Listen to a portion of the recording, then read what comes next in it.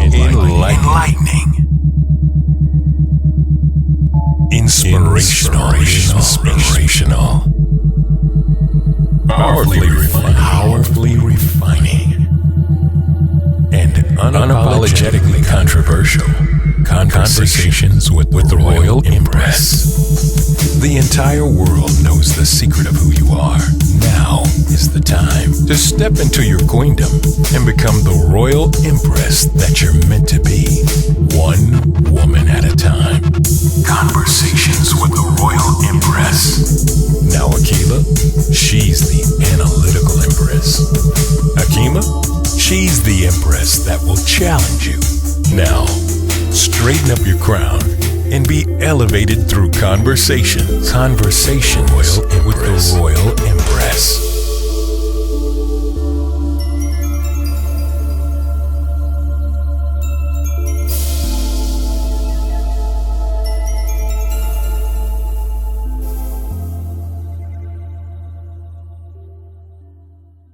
Welcome to Conversations with the Royal Empress. This is Akilah, and joining me is my fellow co-host, Hakeemah, and our guest co-host and emperor is Gary Rahman. Gary Rahman is your real estate rock star. He is also the host of the podcast show Connections. He is an author, an entrepreneur, devoted husband, father, and he's here to help us talk about sexual healing tonight. Welcome, Gary. Hey, thank you. Welcome. Thanks for having me. So tonight we are talking about sexual alchemy, healing the community, sexual healing. Gary, why don't you tell us what sexual alchemy is? All right. So sexual alchemy is, from my teachings, the actual real name of it is spiritual alchemy. And it deals with our sexual energy, our sexual spiritual energy. It's an ancient practice that has now, I guess, newer terms. People call it tantric or tantric. Probably more of, I call that more of a layman's or more commercialized name, which is still not really mainstream, but it is more mainstream than when you hear, spiritual alchemy, but it's as ancient as we are as a people.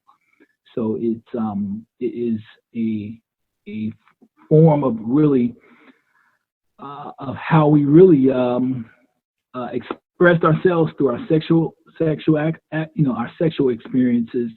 How it helped us to actually.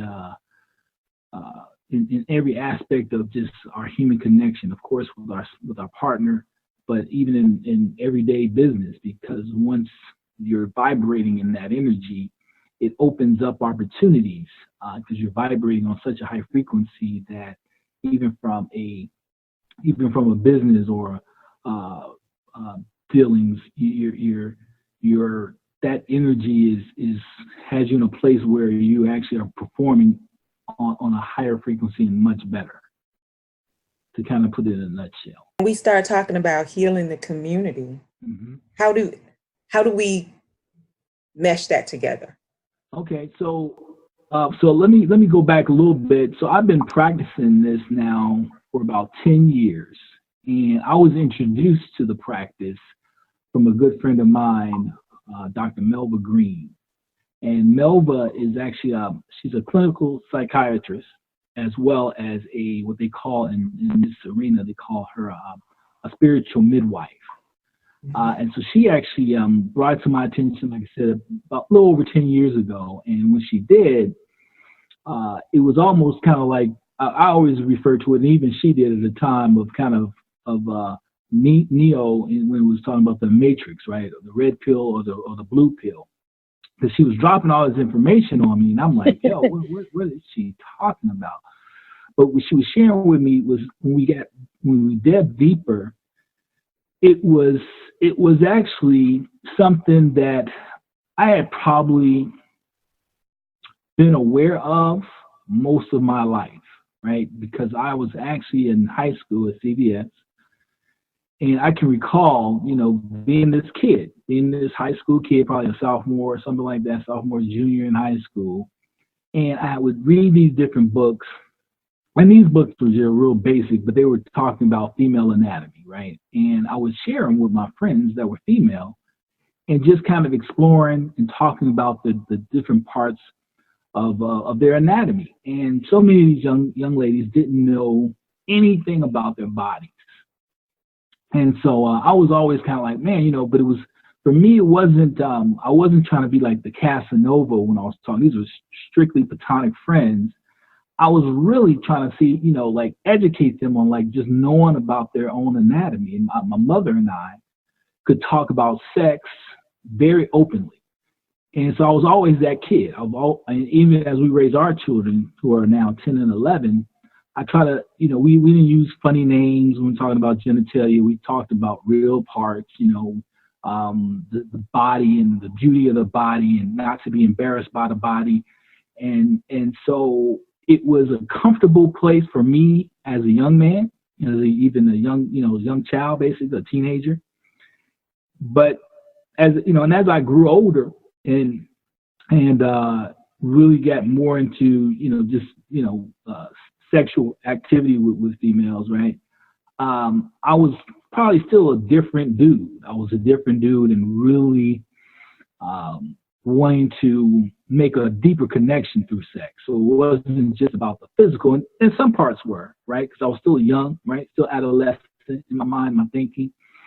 But there was always still this like, something more for me. And so I guess when I was talking, so fast forward as an adult man, married, we had just had our first child at the time, and Mel was kind of dropping this information on me. And as a matter of fact, I think actually we had probably had both of our children by the time we were talking about this. And she was just sharing with me that she felt as an energy from me, right? She felt that one, she could lay this on me, and I wouldn't take the information and do the wrong thing with it, right? Because our spiritual sexual energy is very powerful, and many use it in negative ways as well. So there's a thing called, sex magic, right? Where you have people who are actually putting spells on people so that they can manipulate them and do sexual things, sexual acts and things like that, have them under control through that sexual energy. And she said, but when she was explaining it to me, she said, you can also use the same energy to do amazing things, right? To do great things. And the energy in its strongest is in our females, right? It's in the womb. It is derived from the womb. And so she was really trying to get my wife and I to have a deeper connection. I was sharing with her at the time, we were going through some struggles.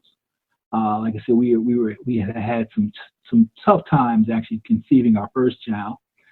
And I can just recall going through that, and it was really, it was very mechanic, right? Our sexual interactions were very mechanic at the time. We're trying to have a baby, and it was like, the positions, and it really had no connection, right? It was like void of connection, and I was real frustrated. But then we also just, because she and I, from a sexual standpoint, similar to most families, I would assume, in her family, they didn't really talk about sex. Sex was kind of something that wasn't really discussed.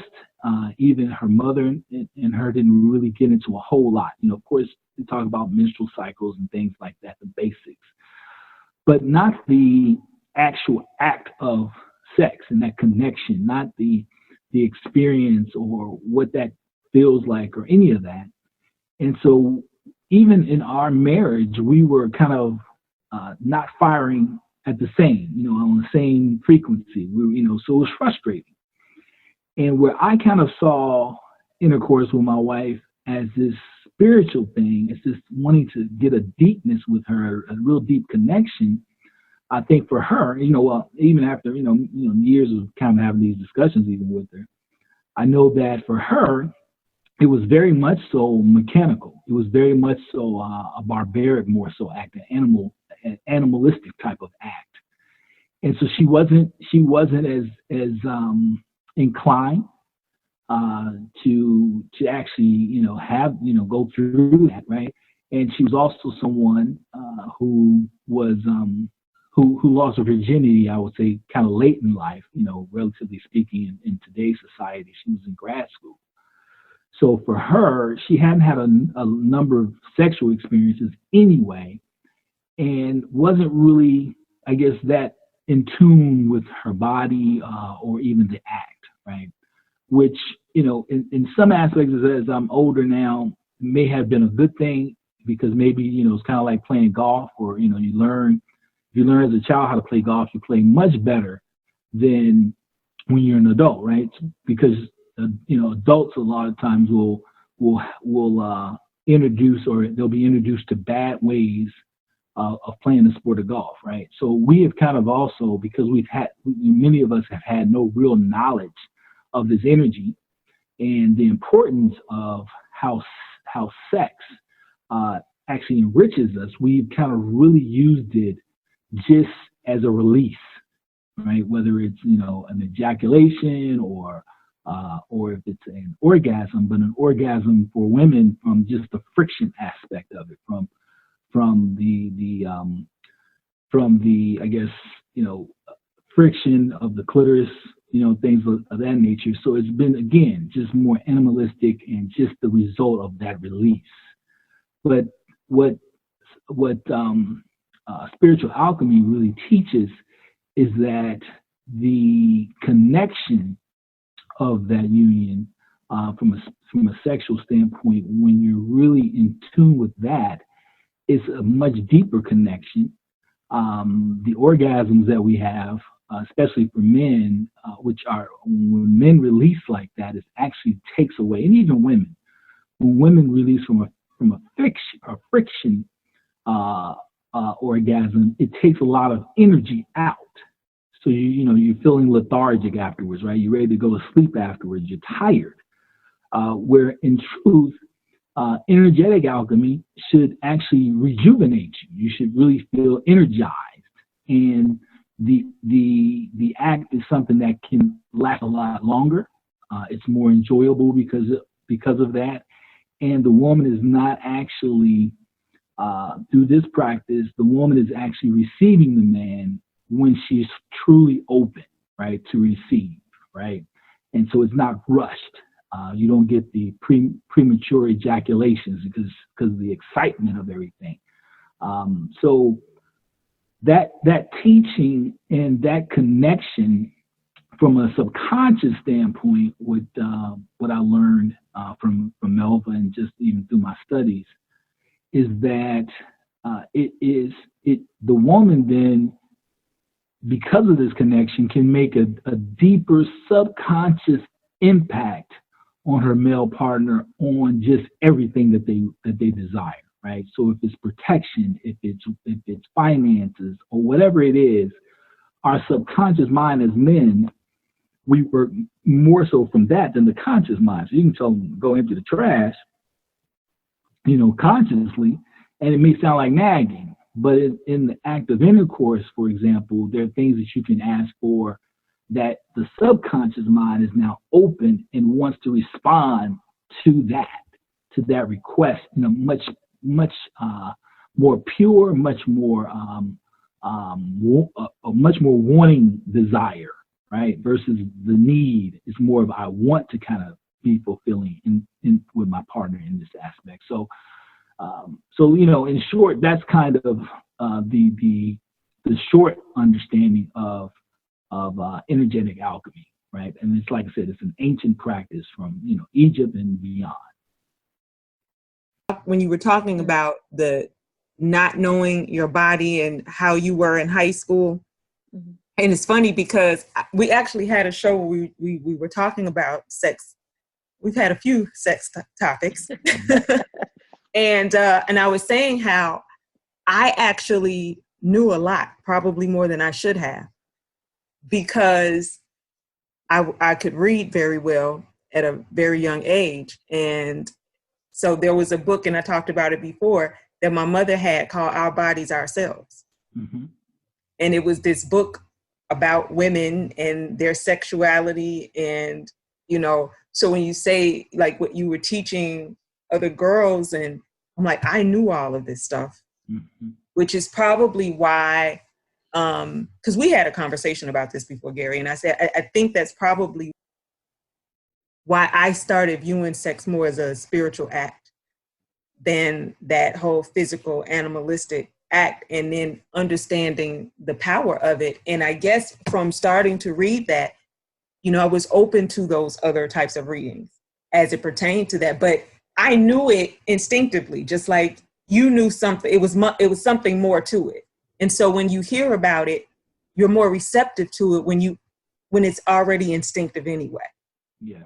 And then it's like you kind of just have to bring your partner along and to help them to understand, you know, that power and that energy that comes from sexual energy. And so I think we have to be very careful with who we share that energy with. Absolutely. Yeah. And that's part of the problem that many of us have, is that when we only view it from a lustful standpoint and just as a mechanical standpoint, then you don't produce. You have a couple and they can't figure out why things are going bad or why this is that. They can even feel like they are having great sex. And they could mechanically be having great sex. Right. But spiritually, it's not there. Spiritually, you all get out of the bedroom and you still moping around and depressed. You still can't figure out why you need to do this. You can't figure out why you all are arguing and you can't get along, because you're not channeling that energy that you have in that right direction.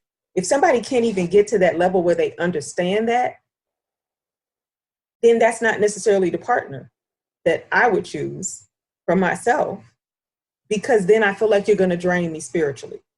And I was laughing when you talked about, you know, people going to sleep, and I shook my head because I'm like, for me personally, I can get up and start cleaning up and cooking and all kind of stuff. So I don't just go to sleep.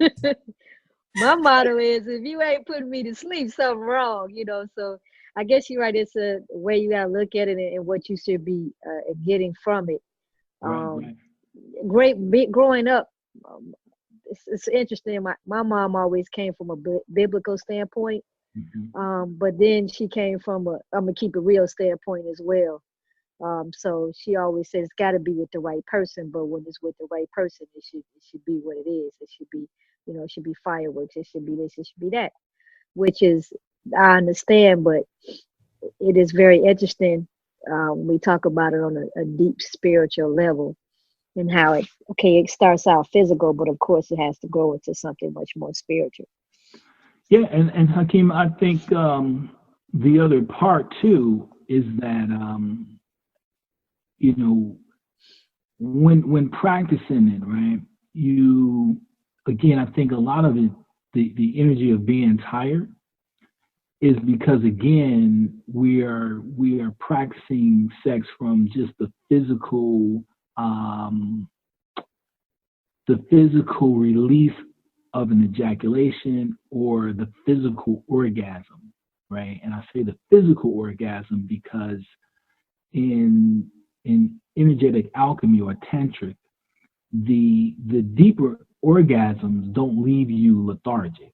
The ones where you can feel sensations, like, you know, I mean, my wife has shared, like, you know, she can feel sensations in parts of even her vagina, her breasts, that have nothing to do with a release of an orgasm in the physical sense, right? So it's like you're having these orgasms and you're having this experience that doesn't, you know, that you want more of it, right? You're it's almost like, you know, kind of peeling back the onion, right? Till you get to the center. It's the more you peel, the more you get to the center, it's almost like the juicier it gets. So it doesn't leave you with that same lethargic feeling, right? And you're truly connected. And it's and so for me, for example, there have been times where, you know, of course, you know, you'll still have, you know, I'll still have that ejaculation, but it's prolonged, and there have been so many like just titillating, if that's the right word, feelings and just sensations throughout the entire act that is sometimes really even better than that release, right? It's like, man, this has been feeling amazing. Right. And then, maybe then, at some point you get to the release, but even before that, it's like, wow. And so, and I'm still, like I said, I'm still growing in this. I'm still learning a whole lot, and my wife, of course, is as well. But as we kind of, for Father's Day, even I gave her a yoni massage, and just in that, right, there were certain aspects of her body that she had sensation that she hadn't had before through the normal just act of sex. So I think that, at the same time, and that's why, when you deb into that, right, when you get to that point, there is, even from the readings and the things that I've studied, and there's plenty of things on YouTube too about this subject.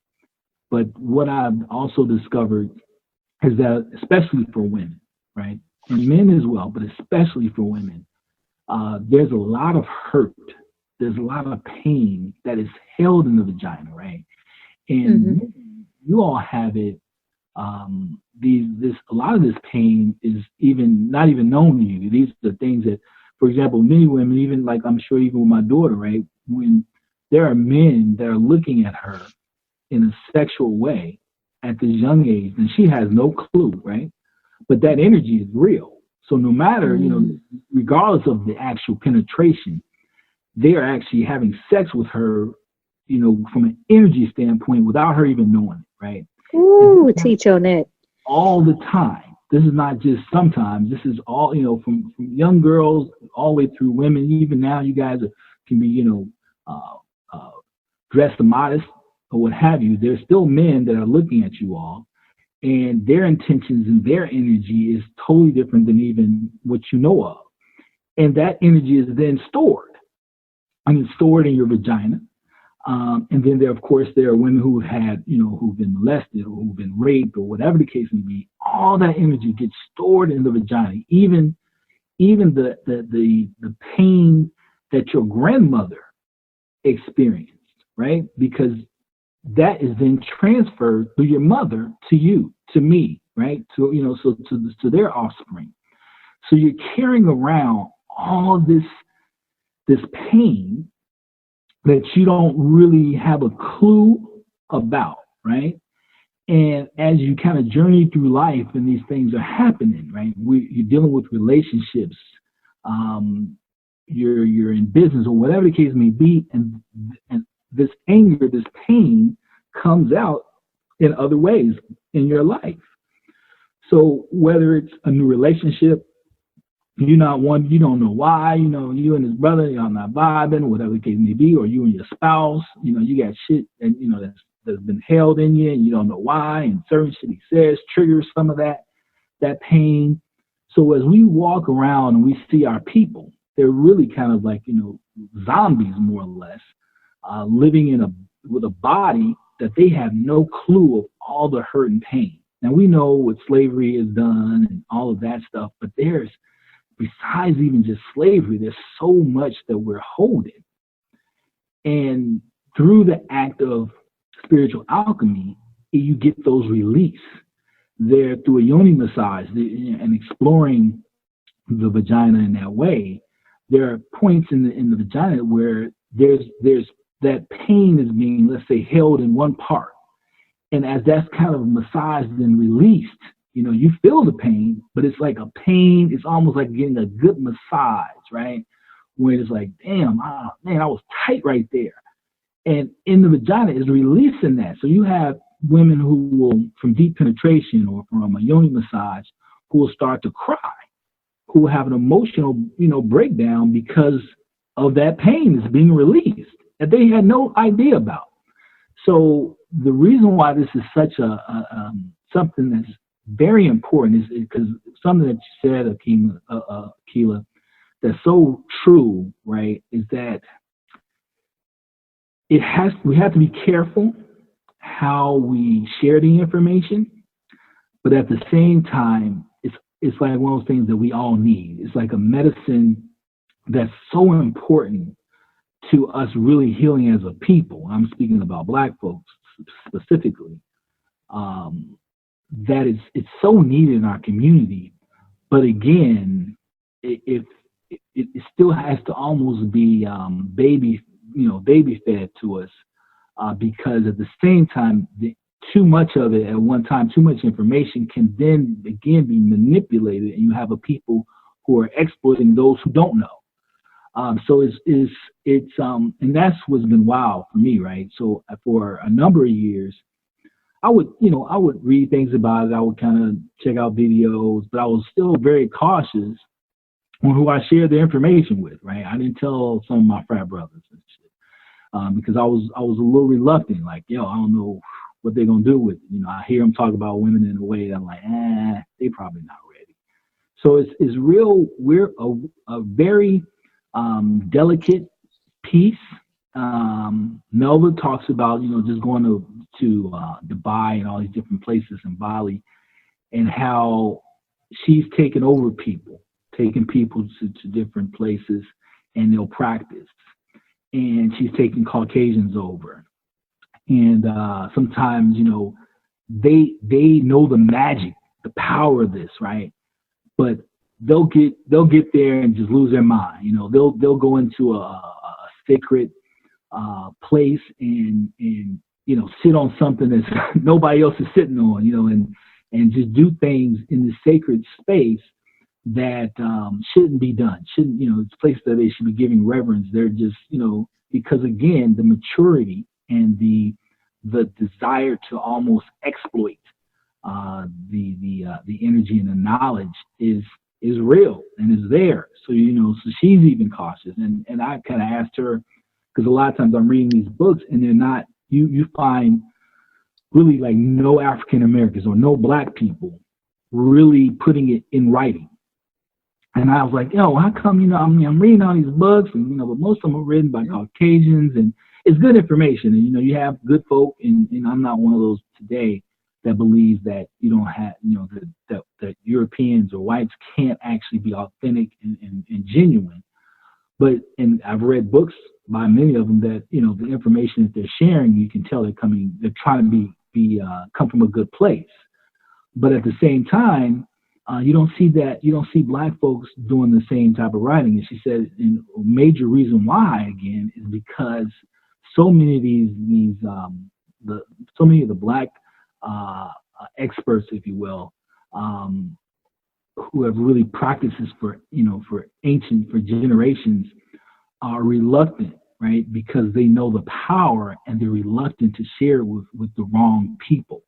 So putting it in a book could actually open it up to people that aren't really ready for the information or want to do bad things with the information. So again, it's one of those things that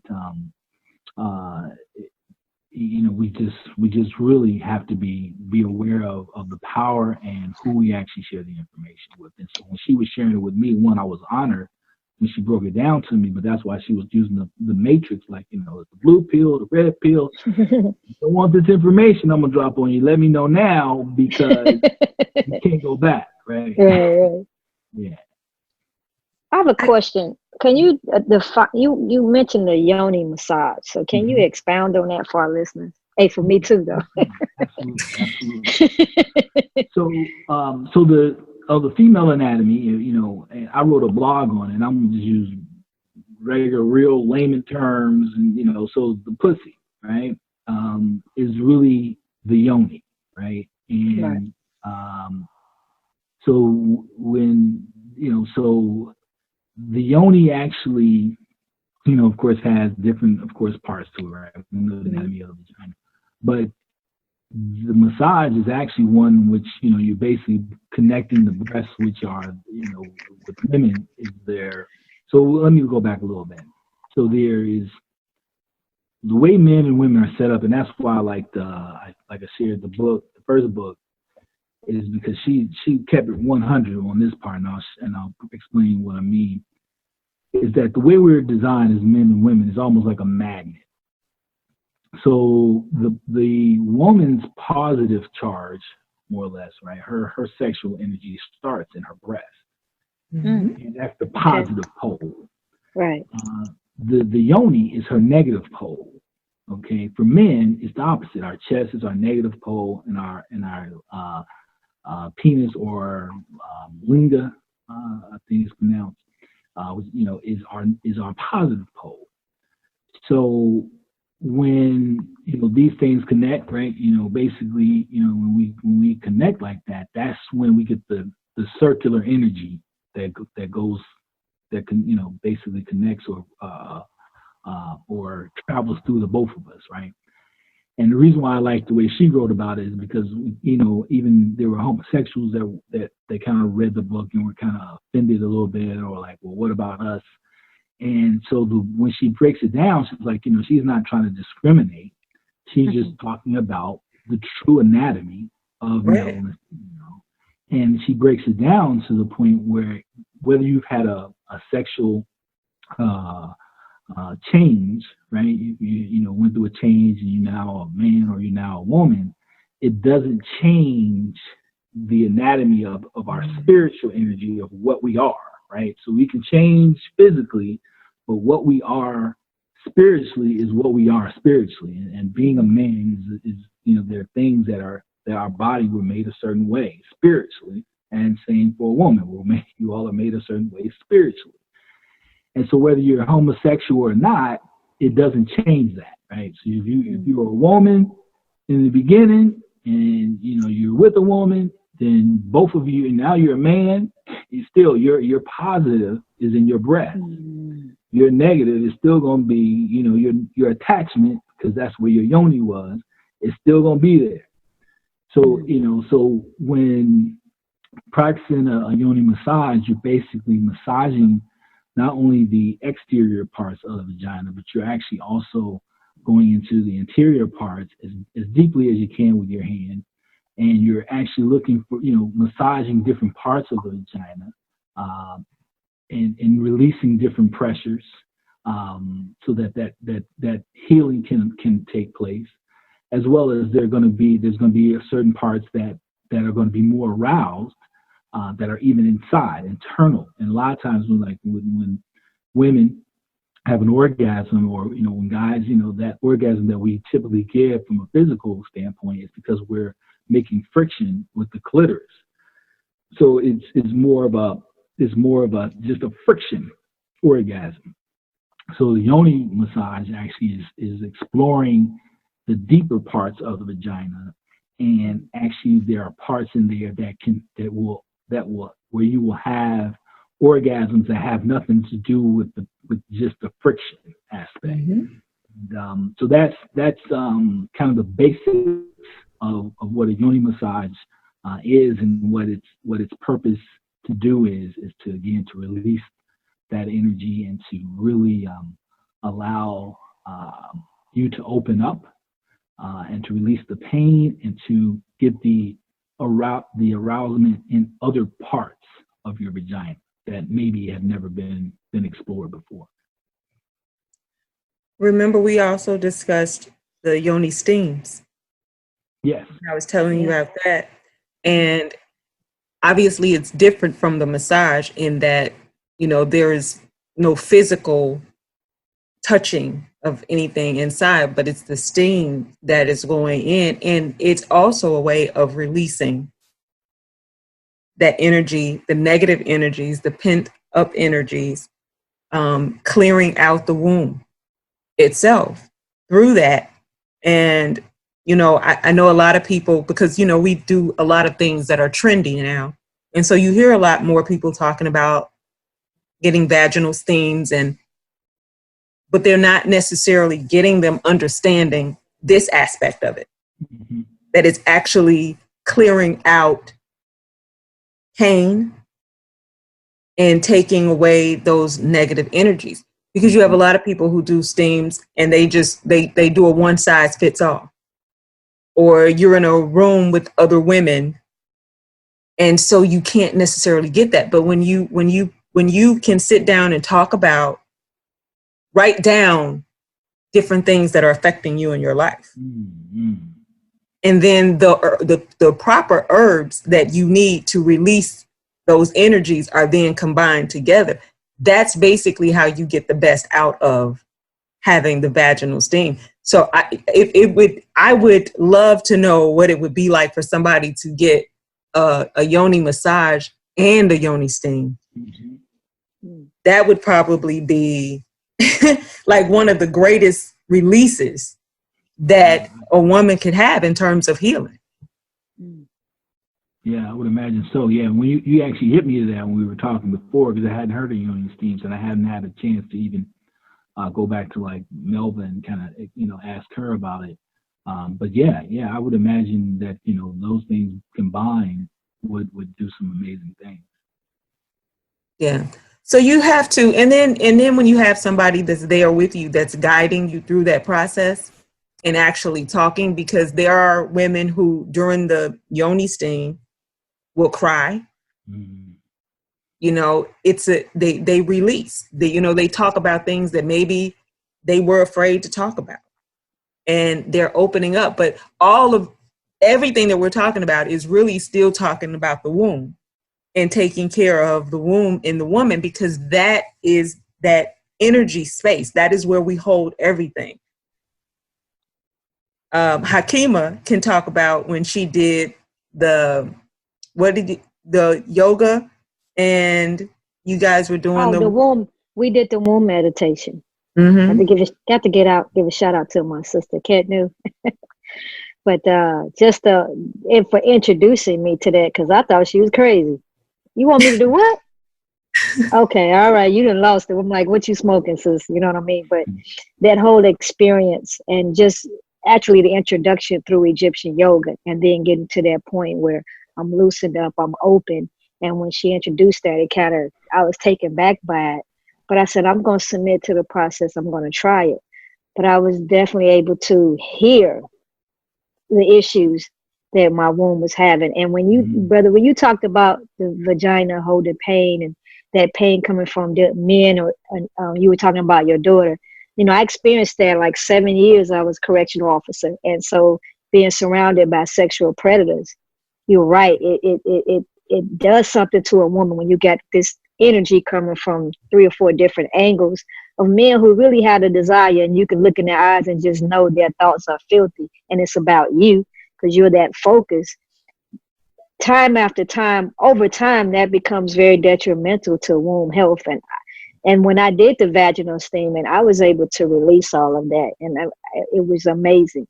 Mm-hmm. And so I'm just to bear witness to what you were saying. That is so true, because that energy is directed to you. So where does it go? You're absorbing that energy, and if you don't release it, it becomes it's compounded. It's that sexual energy directed towards you, on top of that sexual energy, on top of that sexual energy, just much like what your daughter was experiencing. So thank you for addressing that. So what do we do about, because you have so many people now who are predators, and even the information that people are given as it pertains to sex in our community in general.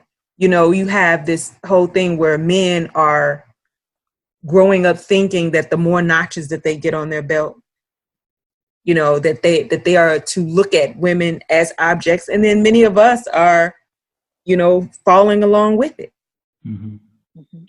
So, it's like when we say you can't give everything, but it's like, but there has to be something. There has to be some type of teaching where we have to understand how this can affect us in a negative way.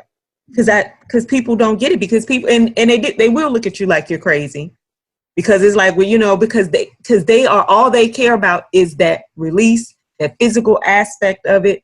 And they can't even fathom, mm-hmm.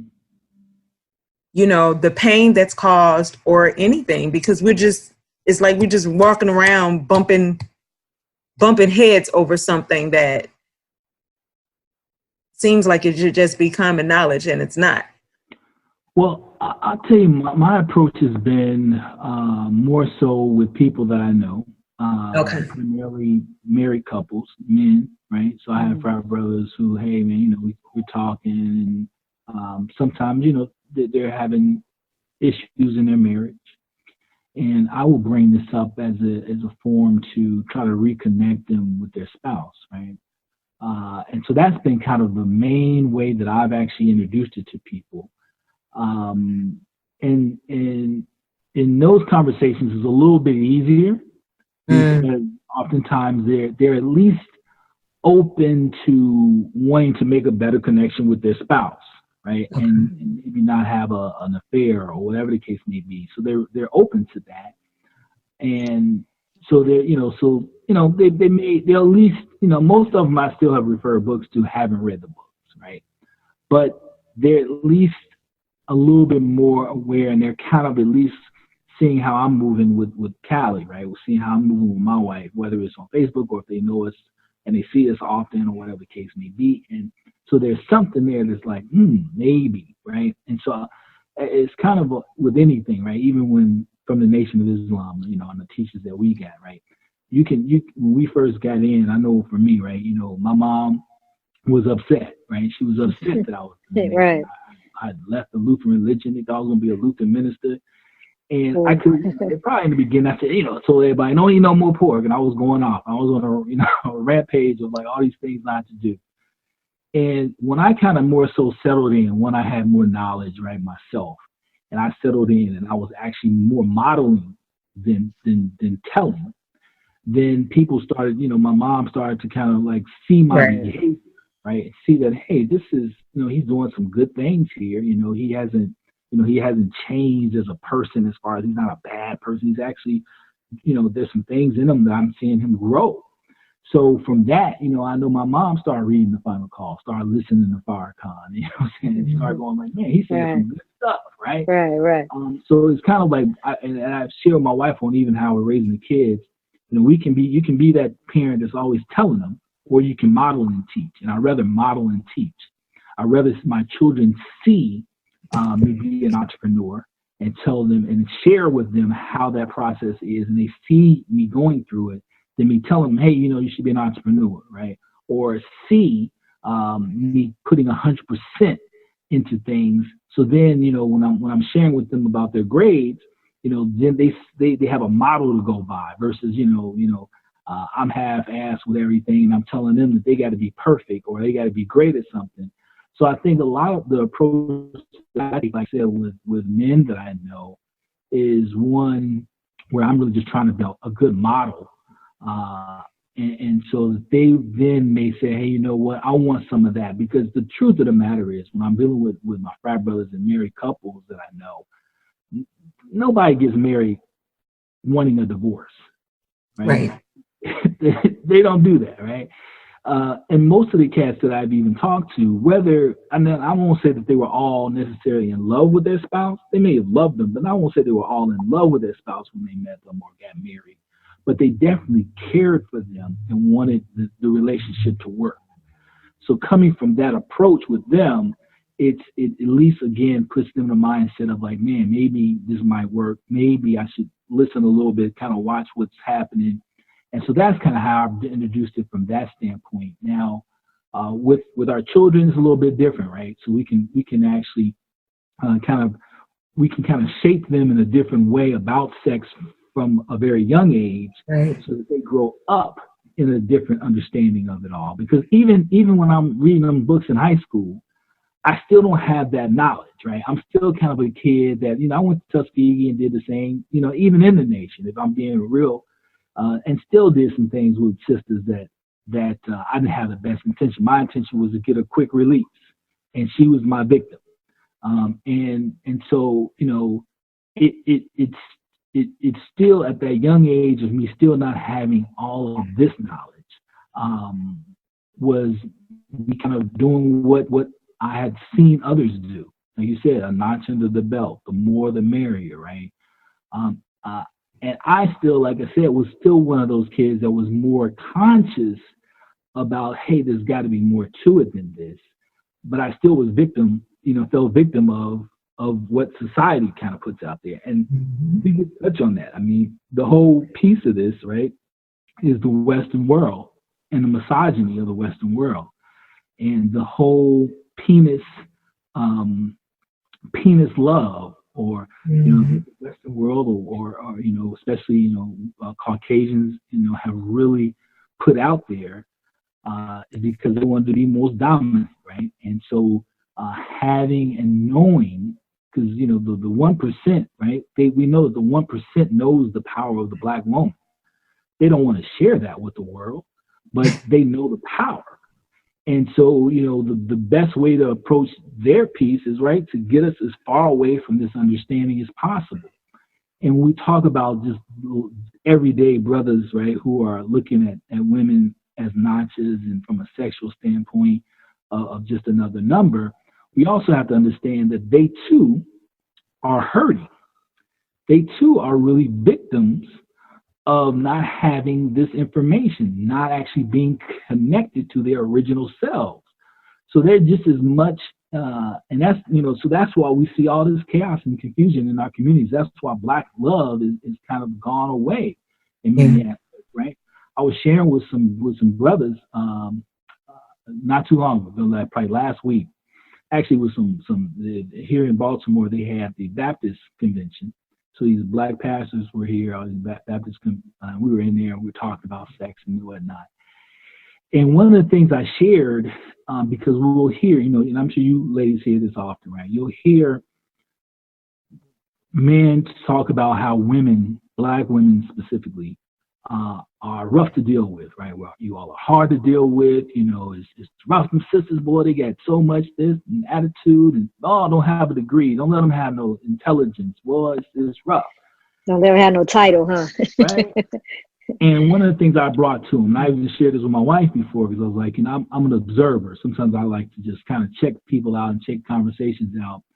And I share with my wife, and I share with the same thing with these men. I said, it's kind of funny that we say that, but I said, that is the Black man, because we'll talk about you guys being with the women's rights movement, and sisters, that ain't for them, that's that white woman stuff. Truly it is, right? But you will have sisters who will sometimes gravitate to it. But Black men do it as well. We just don't have an organization, right? Yes. So we just become men, right? Ours just gets labeled as men, period, and we just fall into that category. But that man that we're modeling is still a European idea of what manhood is. Yes. And so how we deal with our women is how they deal with their women. And it's not the way that we should be dealing with ours. So, right. Can you repeat that? Can you repeat that, bro? Please, can you repeat that? Yeah. So again, even Black men are still, we're modeling what white men's interpretation of manhood is. Yes. One of the things I share with them is like, I can be at a cigar spot, right, smoking cigars with some white men. And the white men, will be talking, they may bring up, oh man, y'all got it rougher than we do, boy. Them sisters, they're something else. And Black men in that group will go, yeah. They'll amen them, right? They'll be amening them all the way. Say, well, you won't find sisters, even if sisters are with that movement, that will get around white women and then talk about Black men in a negative way. They don't do that by and large, right? Now, in general terms, right? Mm-hmm. Well, maybe you'll talk to your sisters and say, right, man, this is whack.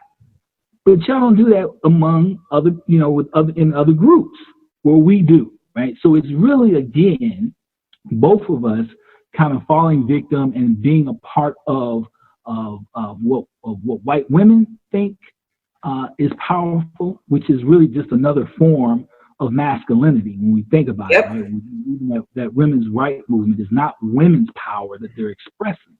It's really man power that they're expressing.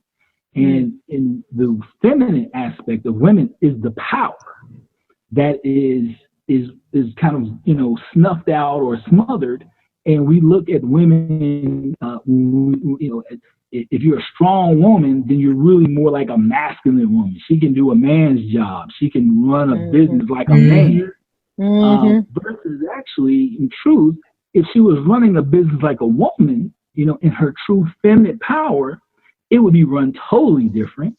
It would have probably a better result, right? But those things the disconnection that we both face of being victims of Western society.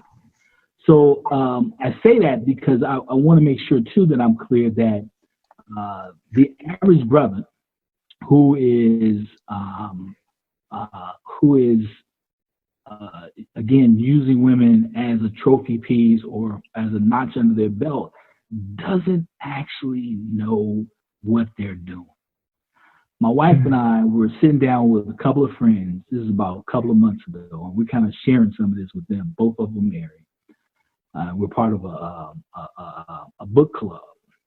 So we're in there and we're eating breakfast. It was at we did a breakfast one, and nobody else came. So it was just four of us. So two of my buddies and my wife and I. And when I'm sharing this with them, and they were both kind of like giddy a little bit. And these are grown ass men, very, solid ass brothers too. I want to put that. Both of them I respect, greatly. But even in the conversation, but they were honest and open and said, man, I'm listening to the two of you, and I feel like my 12-year-old self. Wow. Because they were like, they still saw sex in that same 12-year-old body they saw sex. They were like, man, that's how I do it, right? So there were parts of it that were still for them awkward to talk about as grown-ass men with wives and children, the whole piece. And they're sitting there like really feeling a little embarrassed. And the only thing they could do was laugh at certain parts because of their embarrassment, right? Mm-hmm.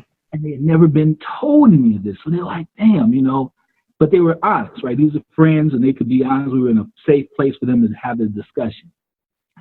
So take that same 12-year-old to someone who is a brother who's not someone who I would necessarily respect, right?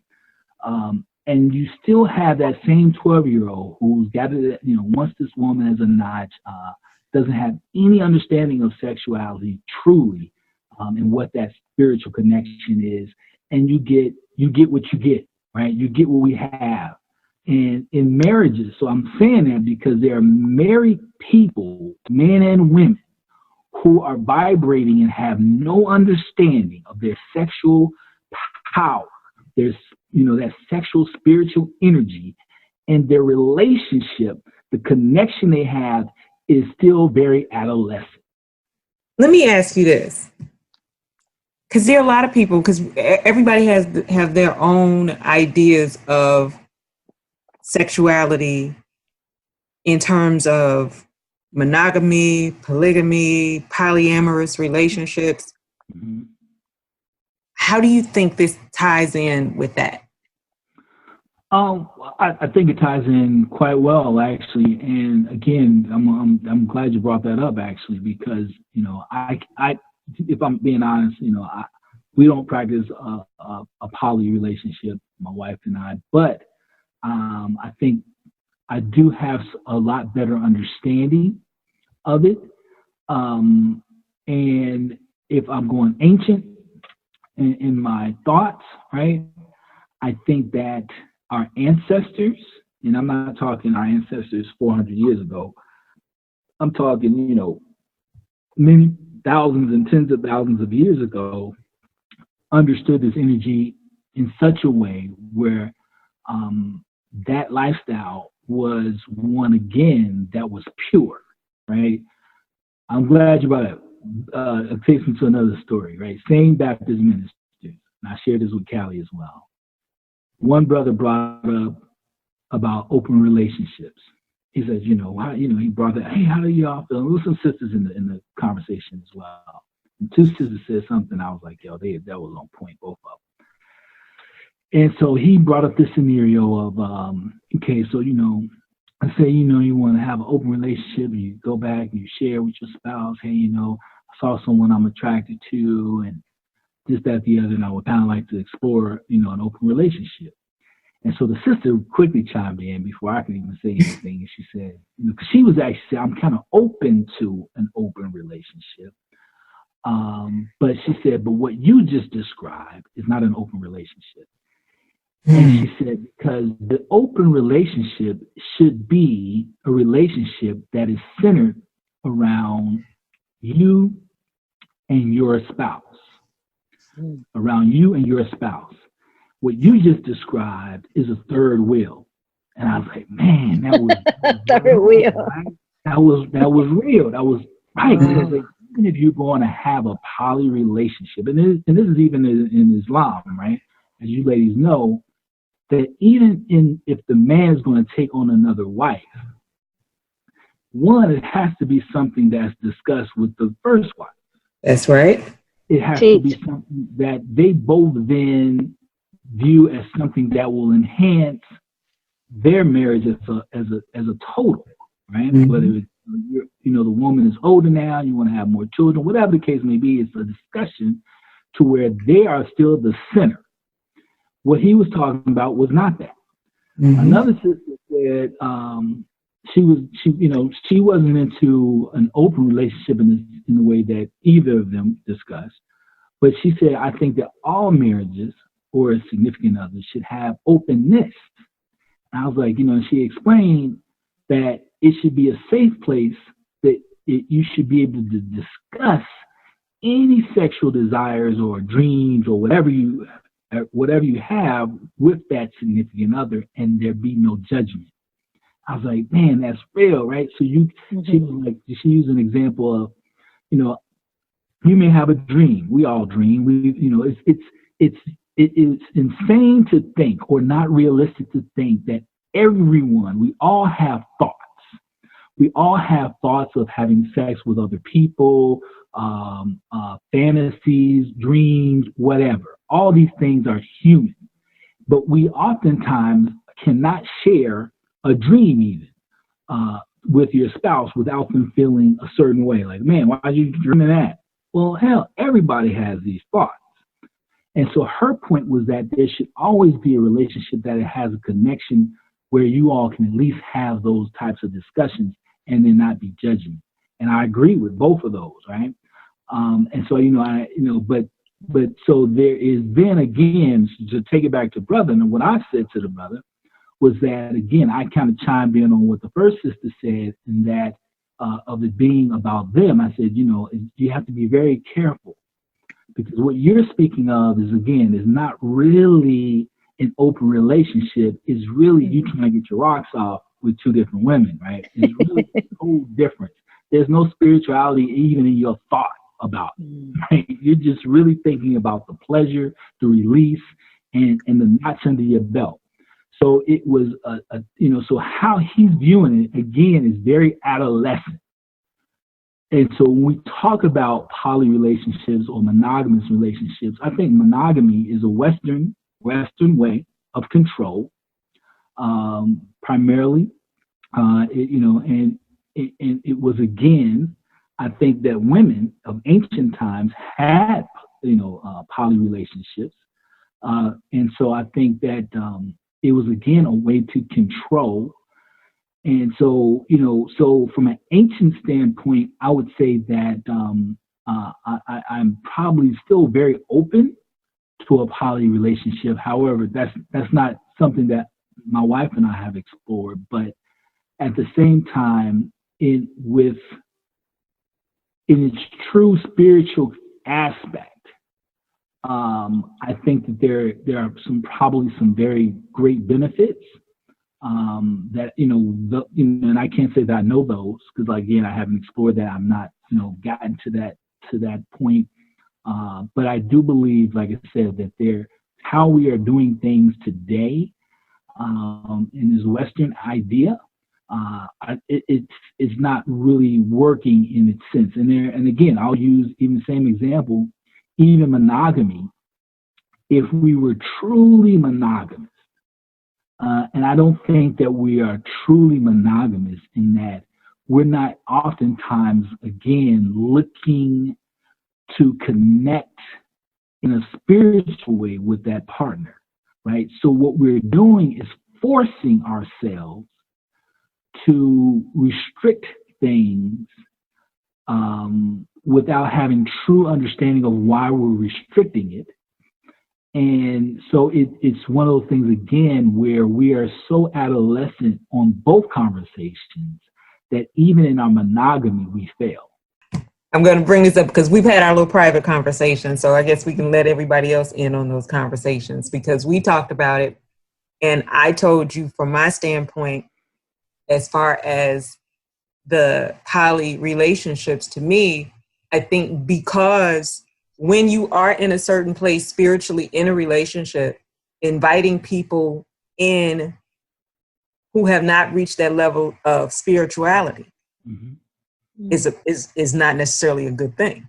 Yep. And so when you do that, if you are really using and really understanding the power of it, that could only be done with somebody who's on that same level and who understands that energy. Because it's an energy exchange, if I go through all of the things that I go through to release the pain that I have, if I do the steaming and I do all of that healing, and then you bring someone into that relationship, now you're going to bring her pain right back into me because you're sharing that energy with her. And so I just wanted to put that side out there too, is that, you have to think about all of that.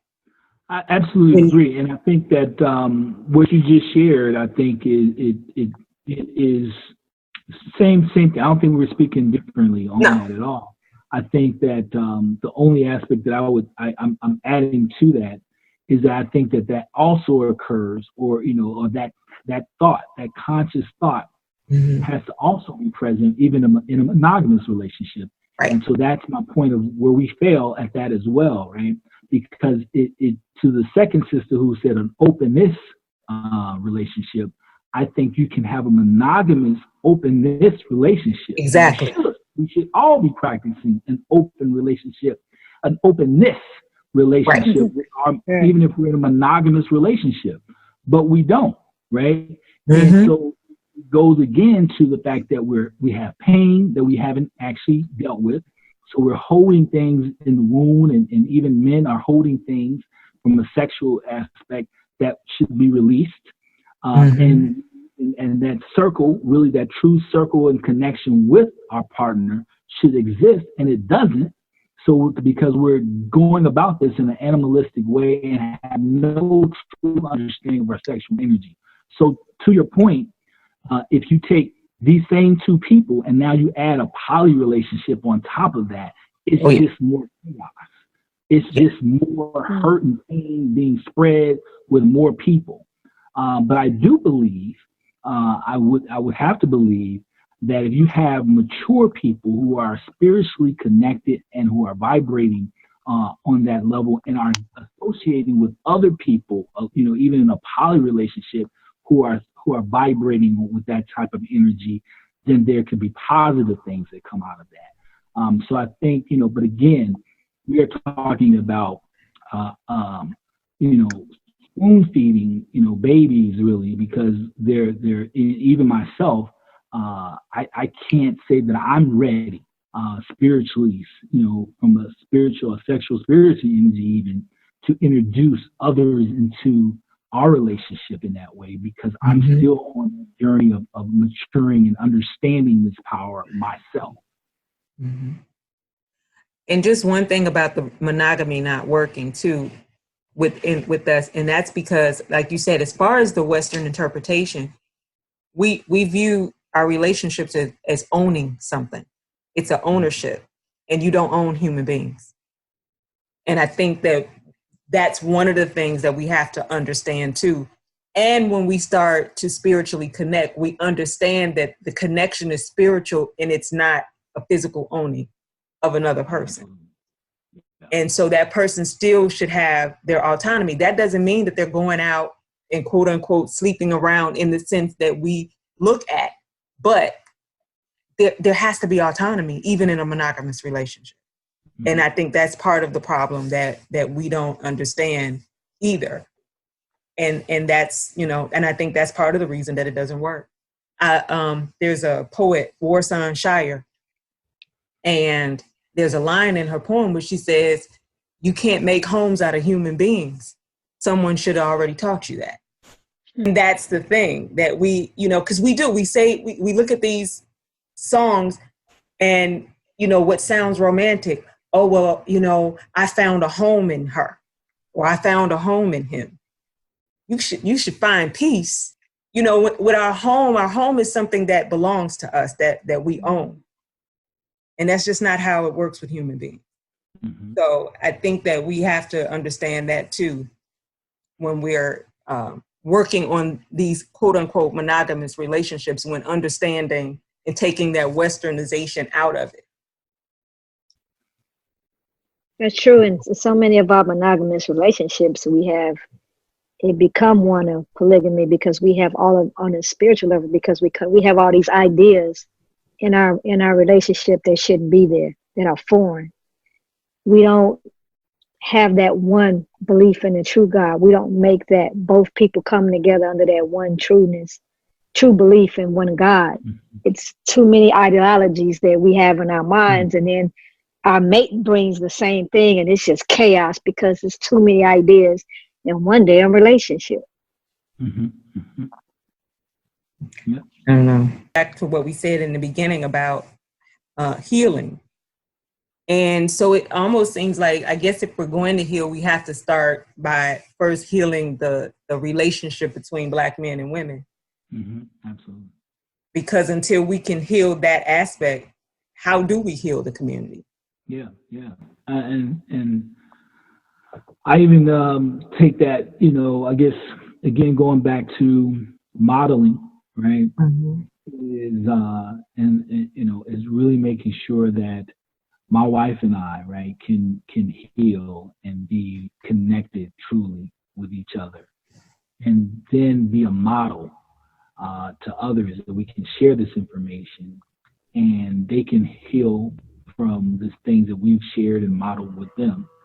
And going from there, going from that standpoint, is kind of the way that I see it happening, right? And, these conversations, and I think sisters having conversations, I've even shared with my wife, she has female friends that, you got to talk to them like one-on-one as women, and really let them understand too, because, the male spouse is having issues, and the woman is again in this Western mindset and bringing an energy that is not a healing one. It's hurting him.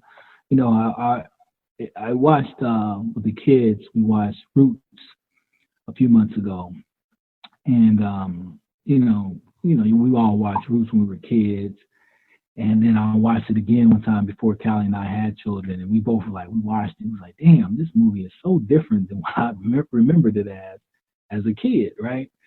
And then I watched it again with, like I said, with our children, and I'm watching it, and it was parts that I hadn't picked up on at that time because I wasn't in the place to pick up on the different things, right? So I'm watching them going, damn. Look at how she's talking to him, when I think Kunta Kizzy was leaving and she was getting taken away. And Kunta Kinte was on his knees and he was going through one of his rituals where he took some sand, some dirt from the last step that she had stepped. And he was like, and she was like, what are you, his wife was like, what are you doing? He's like, in his country, you take a piece of the dirt from the last step that you've seen them and means they'll return to you someday. You save and they'll return to you. And she said, she went off, on them. She was just going in, like, talking about how basically, I thought, Kizzy meant stay put, and she was going in on them, right? And I was like, damn, look at this. Look at how, slavery and the impact of what our women have had to look at as their savior was the white man. Mm-hmm. That was the only one that could protect anybody, right? It was his word, right? That was the one that protect. If the white man says she stay, then she stay. If if he says she go, right? And so just thinking about, like, subconsciously what is been still held in our women as who truly the real man, provider, protector is still prevalent. So oftentimes when we have sisters who then, not even knowingly, right, but they will hit that subconscious nerve of that man who's got that pain of not being able to protect his woman, not to be able to really be that man and keep that word, is a sore spot for him. When we look at what's going on in today's society, I tell my people, like, I even told my wife, like, yo, I pray that I'm never around when I see a police officer abusing our women and children like I see these videos. I don't have it in me to watch that or to show a video. I would have to engage, right? So I may end up dead, but I would have to engage. That's just that's who I am. It's kind of like, I can't sit there and watch this or film this knowing that they're doing what they're doing. So, you know, you have men who want to interject in those moments, right? But subconsciously, they also are subconsciously remembering those who interjected and what happened, right? So we're again in this cycle of pain that we're carrying from experiences that we've had, that our grandparents had, that is still carried on through the wound of the women. Then we play this out over and over again. So you're pushing our buttons, we're pushing your buttons, hot spot. All these things have to be healed so that we can move forward. Can you tell us one more time about the books that you have that you said that we should read? Yes. The very first one. So the very first one that I recommend, there's actually another one I recommend called the Woman's Anatomy of Arousal. I think I actually text you that one too. That was actually one that Callie and I read together in bed. Actually, I had her read it out loud to me in bed because that one actually talks more about just the anatomy of a woman and her empowering herself through her sexuality. So, but it was more layman's terms. So it was more just about even masturbating, right? And being comfortable as a woman in masturbating.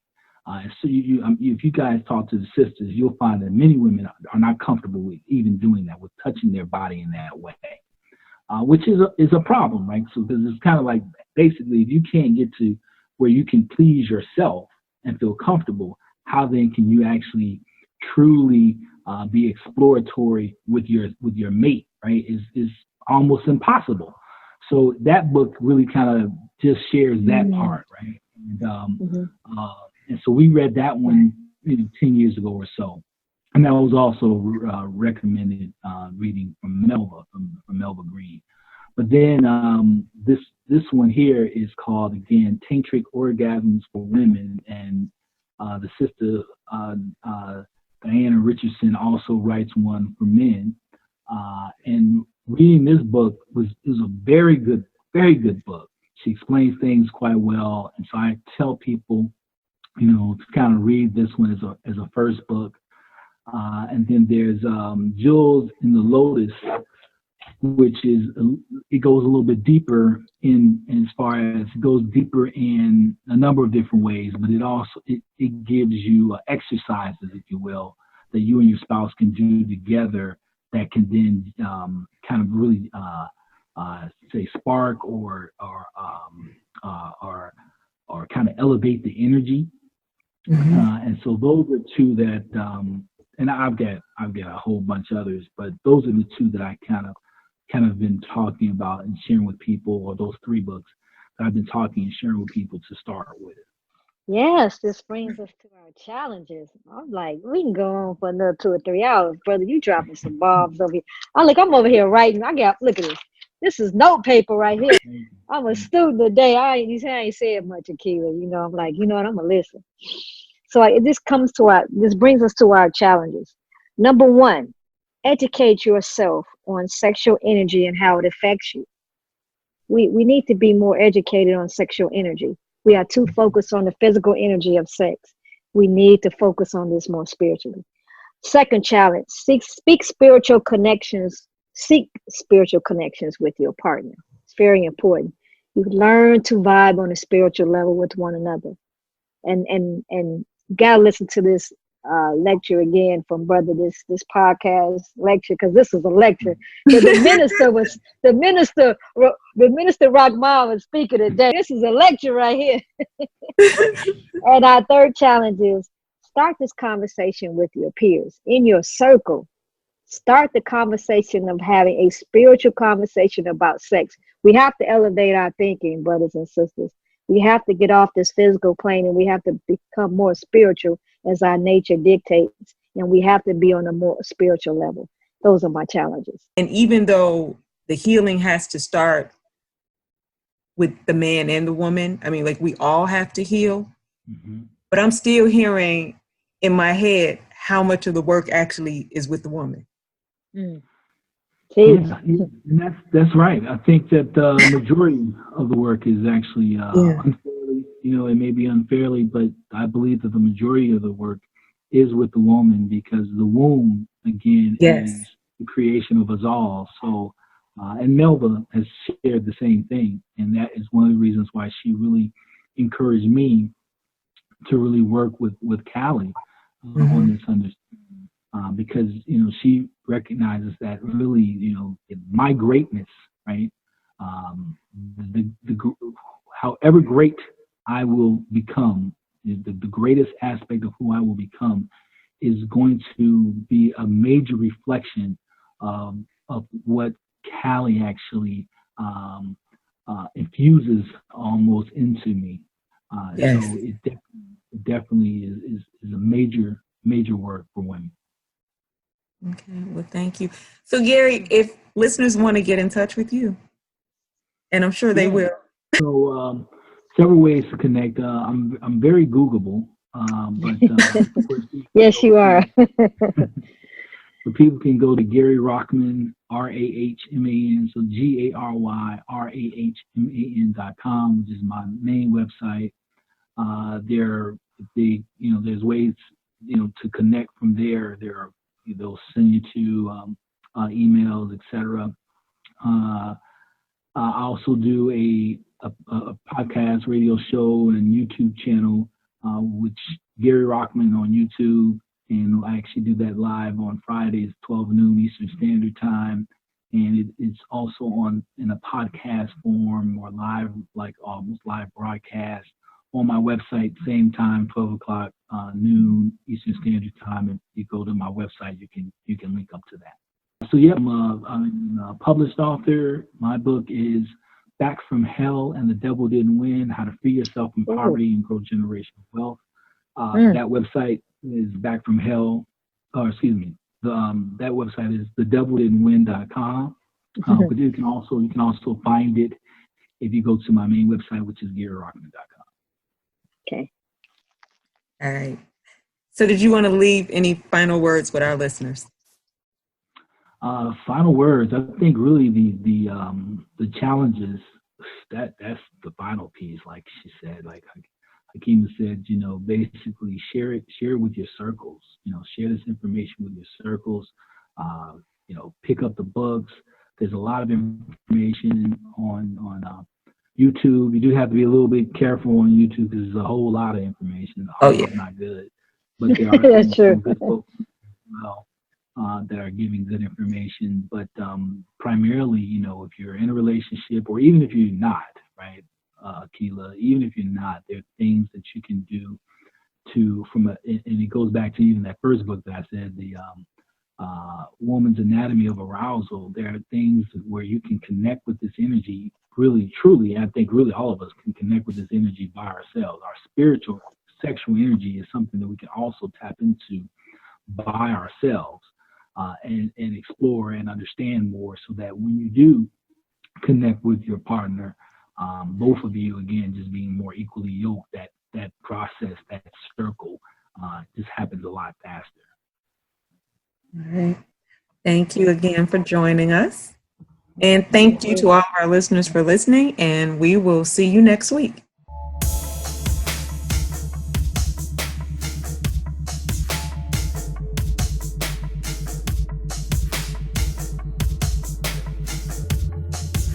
Thanks for listening to another episode of Conversations with the Royal Empress. Tune in next week for another enlightening conversation.